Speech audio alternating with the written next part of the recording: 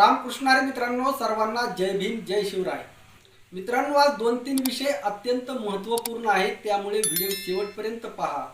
पहिला विषय आहे मित्रांनो, आज मी सकाळ सकाळी बीड जिल्ह्यातील 2 जणांच्या पोस्ट पाहिल्या आणि दोनही जण पोस्ट करणारे मराठा समाजाचे होते आणि त्यांचं असं म्हणणं होतं की आम्हाला जो पाठिंबा देईल तोच आमचा बीडचा खासदार असेल आणि माननीय बाळासाहेब आंबेडकर हे बीडचे खासदार असतील. मित्रांनो, त्या पोस्ट पाहून मला अचंबित वाटलं. माननीय बाळासाहेब आंबेडकर हे अकोला, सोलापूर इत्यादी ठिकाणाहून उभे राहतात, परंतु बीडमधून त्यांच्या नावाची चर्चा नसताना सुद्धा इथून त्यांची जर मागणी होत असेल आणि तेही खास करून मराठा समाजाकडून, आणि विशेष म्हणजे ते दोघेही माझ्या चॅनलचे सबस्क्रायबर नाहीत किंवा त्यांना माझे व्हिडिओ माहीत सुद्धा नाहीत. मित्रांनो, सदरील पोस्ट पाहून मला अत्यंत आनंद वाटला आणि ही गोष्ट तुमच्यासोबत शेअर करावी अशी इच्छा झाली. मित्रांनो, यावरून अंदाज घ्या की माननीय बाळासाहेब आंबेडकर साहेबांची मागणी संपूर्ण महाराष्ट्रात किती वाढलेली आहे. आणि अशा सर्व एकंदर परिस्थितीमध्ये माझी अशी प्रामाणिक इच्छा आहे, प्रामाणिक मागणी आहे की जर वंचित बहुजन आघाडीला येणाऱ्या 2024च्या लोकसभा निवडणुकीमध्ये जर महाविकास आघाडीकडून जर 12 जागा मिळाल्या नाहीत तर वंचित बहुजन आघाडीने स्वतंत्र विचार करावा. आणि यामागचं खास कारण म्हणजे ज्या महाविकास आघाडीसोबत माननीय बाळासाहेब आंबेडकर साहेब युती करणार आहेत किंवा युती करण्याची शक्यता आहे, त्या महाविकास आघाडीतील जे पक्ष घटक आहेत, शिवसेना असेल, राष्ट्रवादी असेल आणि काँग्रेस असेल, या तिघांचीही ताकद वंचित बहुजन आघाडीपेक्षा कमी आहे. म्हणजे आज राज्यात या तीनही पक्षांपेक्षा वंचित बहुजन आघाडीची ताकद सगळ्यात जास्त आहे. आणि असं असतानाही जर हे पक्ष परस्पर जागा वाटप ठरवत असतील तर याचा माननीय बाळासाहेब आंबेडकर साहेबांनी विचार करावा. आणि जे वंचितचे कार्यकर्ते आहेत, जे हा व्हिडिओ पाहत आहेत, त्यांनी माननीय बाळासाहेब आंबेडकरांना विनंती करावी, जर 12 पेक्षा एकही जागा जर कमी मिळत असेल तर त्यांनी सरळ सरळ संपूर्ण 48च्या 48 लोकसभेच्या जागा लढवाव्यात. मित्रांनो, यामागं दुसरं अजून एक कारण आहे. मागच्या व्हिडिओमध्ये मी थोडक्यात बोललो होतो, पण आज सविस्तर बोलतो. यामागचं दुसरं कारण असं की आज राज्यामध्ये सर्व प्रस्थापित राजकीय नेत्यांचं वेटेज डाऊन झालेलं आहे. या सर्व राजकीय नेत्यांची क्रेज डाऊन झालेली आहे. त्यांचे जे मुठभर कार्यकर्ते आहेत आणि त्यांच्याकडे जे काय 10, 20, 50 आमदार आहेत ते वगळता त्यांच्याकडे कोणीही शिल्लक नाही. आणि लोकशाही ही त्यांच्यावर चलत नसते, तर लोकशाही ही मतदानावर चलत असते. एकेकाळी कोणाला स्वप्नात सुद्धा वाटत नव्हतं की इंदिरा गांधी पडतील. त्या इंदिरा गांधीला पाडणारे येथील मतदारच होते. म्हणजे मतदार हा लोकशाहीमध्ये राजा आहे आणि यावेळेस मतदारांनी या प्रस्थापित पक्षांना पाडण्याचं ठरवलेलं आहे. हे लोक अजून भापडीत आहेत. जशा इंदिरा गांधी भापडीत होत्या तसे हे प्रस्थापित नेते आज भापडीत आहेत. आणि या लोकांचा पराभव येथील सामान्य जनता करणार आहे, येथील सामान्य वंचित करणार आहे, येथील सामान्य मराठा करणार आहे, येथील सर्वसामान्य ओबीसी करणार आहे. हे लक्षात घ्या मित्रांनो. त्यामुळे आता हीच वेळ आहे, पूर्ण ताकदीने, पूर्ण शक्तीनिशी मैदानात उतरा आणि माननीय बाळासाहेब आंबेडकर साहेबांना प्रचंड साथ द्या, मनापासून साथ द्या, तन मन धनाने कामाला लागा. मित्रांनो, 2 दिवसांपूर्वी मी माननीय बाळासाहेब आंबेडकरांचा अजून एक व्हिडिओ पाहिला. यामध्ये ते कर्मचाऱ्यांना पक्षनिधीसाठी आवाहन करत होते. मित्रांनो, आपल्या सर्वांची जिम्मेदारी आहे, खास करून जे कर्मचारी आहेत त्यांनी पक्षासाठी निधी द्यावा, कारण रणांगणामध्ये लढण्यासाठी पैसा हा लागतोच. समोरच्या प्रस्थापित वर्गाला जर आपल्याला हरवायचं असेल तर पैसा हा लागतोच. आणि आपली संख्या प्रचंड आहे. सर्वांनी जर थोडं थोडं योगदान दिलं, सर्वांनी जर फुल ना फुलाची पाकळी जर मदत केली तर आपण प्रस्थापितांपेक्षा जास्त पैसा गोळा करू शकतो आणि वंचितची सत्ता या राज्यामध्ये आणू शकतो. हे लक्षात घ्या. मित्रांनो, काळानुसार चालावं लागतं, काळानुसार नवनवीन साधनांचा वापर करावा लागतो. आज आपल्याकडे प्रत्येकाच्या हातामध्ये मोबाईल आहे, सोशल मीडिया आहे. इतर काहीतरी फालतू पोस्ट टाकण्यापेक्षा, इतर काहीतरी फालतू व्हिडिओ पाहण्यापेक्षा आपण या माध्यमांचा वापर करून जर वंचित बहुजन आघाडीचा जर प्रचार आणि प्रसार केला तर आपण खूप मोठी लोक चळवळ उभा करू शकतो.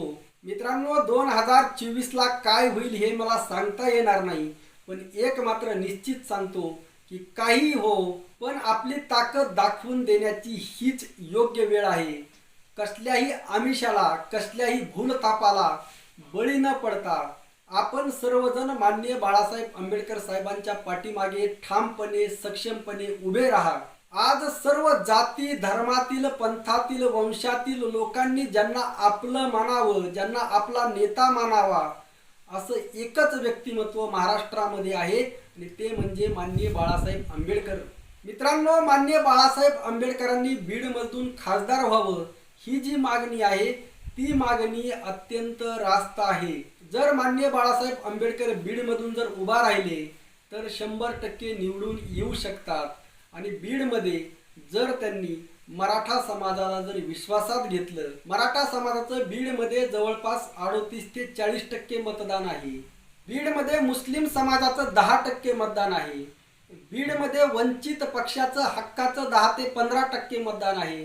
म्हणजे जवळपास 65% मतदान हे वंचितला म्हणजे माननीय प्रकाश आंबेडकर साहेबांना एक हाती मिळू शकतं. मित्रांनो, या गोष्टीचा नीट अर्थ समजून घ्या.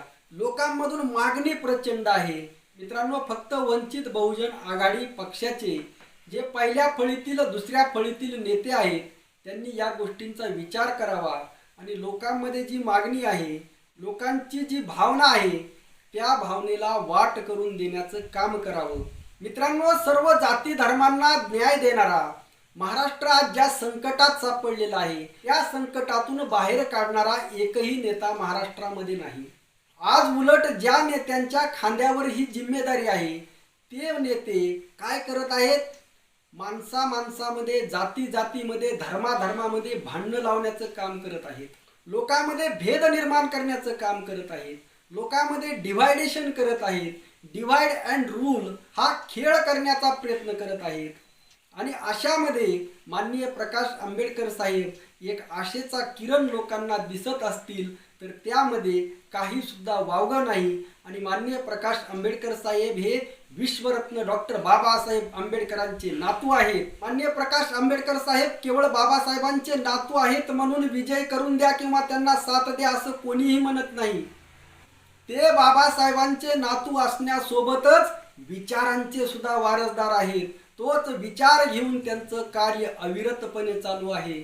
अनेकांच्या हे लक्षात नाही मित्रांनो. अनेकांपर्यंत त्यांचं कार्य पोहोचलेलं नाही. ते पोहोचवण्याची, त्यांचं व्यक्तिमत्व, त्यांचे विचार पोहोचवण्याची जिम्मेदारी आपल्या सर्वांची आहे. मित्रांनो, परिवर्तन हे विचारातून होत असतं. मित्रांनो, 90% जनता ही अज्ञानी असते. मागच्या काळात सुद्धा अज्ञानी होती, आजही अज्ञानी आहे आणि भविष्यात सुद्धा अज्ञानीच राहणार आहे. जर मित्रांनो जनता जर अज्ञानी नसती तर त्या बागेश्वर धामच्या धीरेंद्र शास्त्रीच्या दरबारामध्ये लाखो हजारो लोक गेले नसते. त्यामुळे या जनतेला, या गर्दीला दिशा देण्याचं काम आपल्याला करावं लागेल. ती जिम्मेदारी आपली आहे. हे अज्ञान नष्ट करणे म्हणजेच ज्ञान प्राप्त करणे. त्यामुळेच संत नामदेव महाराजांनी म्हटलं होतं, नाचू कीर्तनाचे रंगी ज्ञान दीप लावू जगी. आपल्याला हा ज्ञानाचा दिवा लावायचा आहे आणि हा ज्ञानाचा दिवा लावण्याची प्रत्येकाची जिम्मेदारी आहे. असं समजू नका की मी वंचितला मतदान करतो म्हणजे माझी जिम्मेदारी संपली. एवढ्यावरून तुमची जिम्मेदारी संपत नाही, तर हा दिवा प्रत्येक घरामध्ये, प्रत्येकाच्या हृदयामध्ये घेऊन जावा लागेल. प्रत्येक शेवट माणसापर्यंत हा विचार घेऊन जावा लागेल आणि माणूस हा विचाराने बदलत असतो. हे माननीय कांशीराम साहेबांनी उत्तर प्रदेशमध्ये सिद्ध करून दाखवलेलं आहे. हे विश्वरत्न डॉक्टर बाबासाहेब आंबेडकरांनी सिद्ध करून दाखवलेलं आहे. हे तथागत गौतम बुद्धांनी सिद्ध करून दाखवलेलं आहे. मित्रांनो, आपल्याकडे इतका मोठा महान वारसा आहे. संपूर्ण जगाने आपला अनुकरण करावं, संपूर्ण जगाने आपला विचार स्वीकारावा. नुसता महाराष्ट्र नव्हे, भारत नव्हे, आशिया नव्हे, संपूर्ण जगाने आपला विचार स्वीकारावा. इतका विचार आपला प्रगल्भ आहे, खरा आहे, त्यामध्ये अस्सलपणा आहे, त्यामध्ये प्रामाणिकपणा आहे. आणि एक माणूस जर प्रामाणिक भेटला तर किती मोठी क्रांती होते हे तुम्ही माननीय मनोज जरांगे पाटलांच्या निमित्ताने पाहत आहात. मित्रांनो, माननीय बाळासाहेब आंबेडकरांनी मनोज जरांगे पाटलांना पत्र पाठवलं. मित्रांनो, त्या पत्रामधील जो मजकूर होता त्यामध्ये माननीय बाळासाहेब आंबेडकर साहेबांची जी भावना आहे ती भावना लक्षात घ्या. त्यामध्ये माननीय बाळासाहेब आंबेडकर स्पष्टपणे त्या पत्रामध्ये म्हणतात, लेखी पत्रामध्ये म्हणतात की रयतेच्या मराठ्यांना त्यांचा खरा नेता मिळालेला आहे आणि या जनतेचे, या लोकांचे असे अनेक प्रश्न सोडवायचे आहेत आणि त्यासाठी मनोज जरांगे पाटलांची या समाजाला गरज आहे. म्हणजे एक प्रामाणिक जर नेता भेटला तर किती मोठी क्रांती होते. आणि असं अस्सल इमानदार प्रामाणिक नेतृत्व माननीय बाळासाहेब आंबेडकर, त्यांचे विचार जोपर्यंत तुम्ही प्रत्येकाच्या डोक्यामध्ये रुजवणार नाहीत आणि ज्या वेळेस हे विचार तुम्ही लोकांच्या डोक्यामध्ये रुजवताल त्यावेळेस तो दिवस या भारतामध्ये, या देशामध्ये क्रांतीचा असेल. आणि मित्रांनो, आता आपल्याकडे फार वेळ नाही. वेळ याच्यामुळे नाही कारण माननीय बाळासाहेब आंबेडकरांनी त्यांचं संपूर्ण आयुष्य यासाठी खर्च घातलेला आहे. आज माननीय बाळासाहेब आंबेडकर प्रगल्भतेच्या शिखरावर आहेत आणि जीवनाच्या अशा टप्प्यावर आपण त्यांना साथ द्यायची का सोडून जायचं हा विचार प्रत्येकाने करा. यामुळे मित्रांनो, स्वस्थ बसू नका. मित्रांनो, वंचित घटकातील जे लोक इतर काही नेत्यांना मानतात, जसे माननीय वामन मेश्राम साहेब असतील, माननीय वामन मेश्राम साहेबांबद्दल आपल्याला प्रचंड आदर आहे, त्यांचा सन्मान आहे. त्यांचे सुद्धा जे कोणी कार्यकर्ते आहेत त्यांनी वामन मेश्राम साहेबांसोबत राहा, काही हरकत नाही. पण सामाजिक बाबतीत, राजकीय बाबतीत आपला एकच पर्याय हवा, हे लक्षात ठेवा.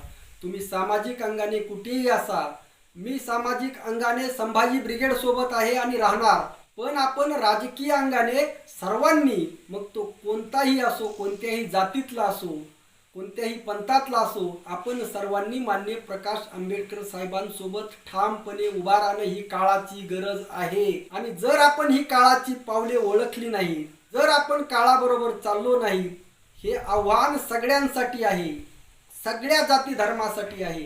कारण हे प्रस्थापित नेते या देशाची, या समाज व्यवस्थेची वाट लावायला बसलेले आहेत.